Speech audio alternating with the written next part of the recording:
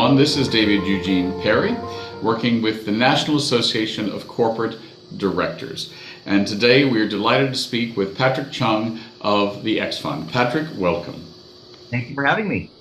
So tell us how you became involved with the National Association of Corporate Directors and describe your work with the X Fund.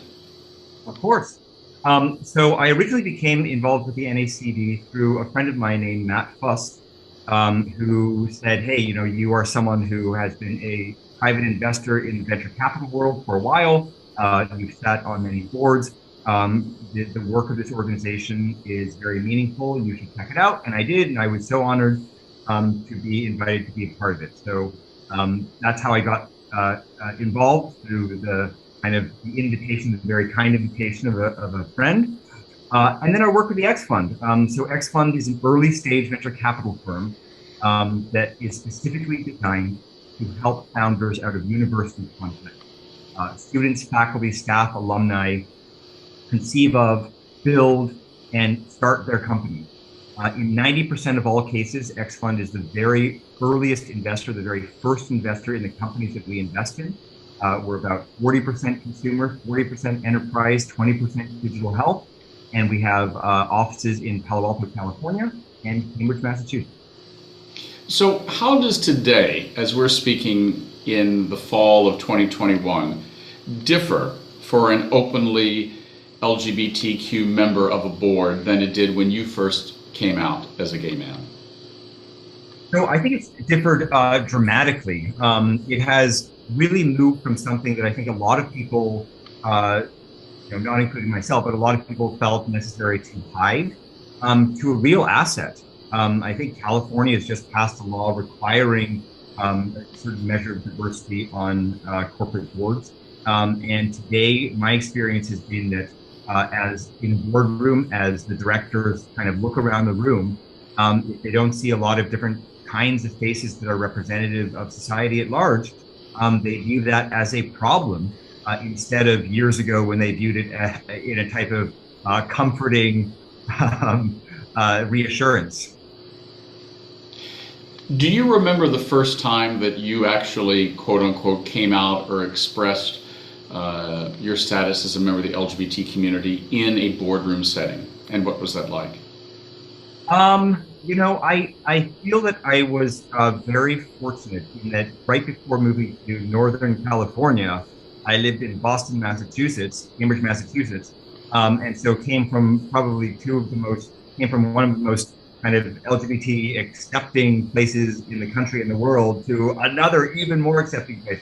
And so I don't, so honestly, I can't think of I don't think there was a discrete time in which I kind of made an announcement. I was always, when I moved to California and began this job, I was fully out. I remember in those days there was this kind of trade gossip rag called Valleywag, and Valleywag wrote a story about my arrival in Silicon Valley and how out I was. So I didn't feel it necessary to. I just didn't feel it necessary. And as people, when they meet investors, they'll generally kind of do a little research on the investor they're about to meet. When they did that about me, it was easily discoverable. And so I didn't feel like it was necessary for me to make some sort of brand announcement. Do you think there is still a need to actively recruit members of the LGBT community into both the C-suite, but also into the boardroom? Yes, absolutely, absolutely. And I think we're in places like Northern California and the coast, really. There are active programs to do that, not only in the C-suite, but all the way through the corporation. And this is viewed as a positive thing. And just even if you didn't have any kind of social goal whatsoever, that simply the war for talent today is extreme. You just need to have the best engineers, the best marketers, the best, CXOs. And if those people happen to be LGBT or an ethnic minority or a man or a woman or someone who's trans, it really doesn't matter. If you're a well-functioning organization who survives and thrives on the best talent, you'll just go after the best talent. Without divulging anything of confidential status or proprietary information, can you recall or talk to us about a moment when you were in a boardroom, any boardroom, without saying what it was, where your perspective as an openly gay man made a difference in a board decision? Well, again, I mean, David, I really wish I could compartmentalize like that, to think to myself, oh, yes, you know what? I'm now speaking as your LGBT director, and from this like slice of my personality and my brain comes forth this insight or this thing. I'm afraid I just simply don't do that. I don't really know how to compartmentalize and to say the things that I'm saying in this boardroom today emanate from the fact that I am LGBT, or emanate from the fact that I grew up where I grew up, or emanate from the fact that I'm of Asian American heritage. You know, it's just all one kind of unitary entity called me, and I think that is really I think that's in many senses generational, and it's in many senses progress. Yeah. You know, want people to actually not compartmentalize and not think of themselves as these discrete amalgams of different identities.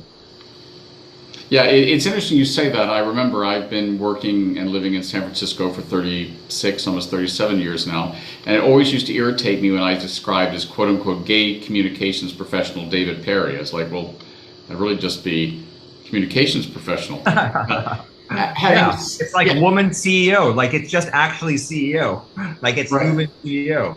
Well, so I guess that leads me to a little bit more in depth to that question.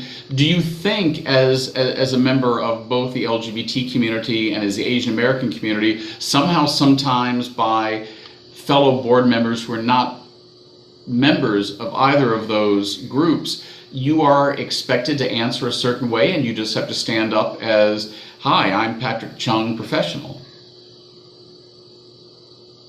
I realize that these answers come from a position of honestly luck and therefore privilege. Yes. And it is that I've been very privileged to operate in environments where I have actually never felt that. I've never felt like, oh, you know what? Like we need to figure out what the Asian American or LGBT perspective is here, like Patrick, and then like all eyes, you know, turn in the boardroom, and then like, you know, that has never happened to me. If I feel like I have a useful perspective to give, I will give it, and I think it will be received, you know, from in the context of the speaker, just as it is with any other speaker in that boardroom. So yeah, no, I don't fancy myself any type of, you know, archetypal representative of any identity group. And I actually think it's kind of a negative. It is. I think it is a personal opinion. I think it's a very negative way to look at the world. To kind of think to yourself, okay, well, you're gay and Asian, and so therefore you must be outraged here, or you must, you know, you must feel this way, or you must vote that way, or you must have this perspective on this issue. I really don't like that. Mm-hmm. In our closing few minutes, talk to me about how you would advise either a younger Patrick Chung or a younger member of the LGBT community who was clearly a leader in their field, someone who was worthy and being coveted for board membership, to use their community involvement as a way to advance the issues of their community at the corporate level. So the advice I would give this, you know, hypothetical younger person is that you have to actually believe it for yourself to begin with. If you care about these issues, your care, your authentic care, is going to come out, and your authentic care is probably valued, and your authentic care is probably one of the many reasons these people are recruiting you. If you actually don't care for real, and you're just pretending to play a role, then forget it, you know, because maybe you're going to fool someone, you know, for a month or two, or a year or two, but eventually people will realize, oh yeah, you know what, that guy doesn't care at all. He's just using his identity as this kind of, I don't know, checkbox for us. And I just don't think that, I think that does a great disservice to those communities that you purport to represent. And it does a great disservice to yourself, and it does a great disservice to the organization that recruited you. So I think, you know, a lot of, as a universities-based venture fund, we often work with many incredibly talented students who have so many different options. You do so much. And when you graduate college, you really ought to kind of, you know, as they said a generation before, kind of discover yourself, know yourself, find yourself. And if you haven't found yourself by the time you've graduated from college, and you've just been this kind of automaton who climbs every ladder, every rung of every ladder that's been placed before you faster and better than anyone else, then you really haven't found yourself. What you've become is this kind of unthinking automaton. And that is not someone that I would choose that younger me or that younger anyone to become. And so while you're younger, like, actually think about what you actually care about, what you authentically care about, and be genuine about it. And you will find people who value the thing that you are. Great. Thank you so much. We've been speaking with Patrick Chung of the X Fund, and we appreciate, on behalf of the National Association of Corporate Directors, NorCal, you're taking the time to speak with us. Thank you, Patrick. Of course. Thank you, David.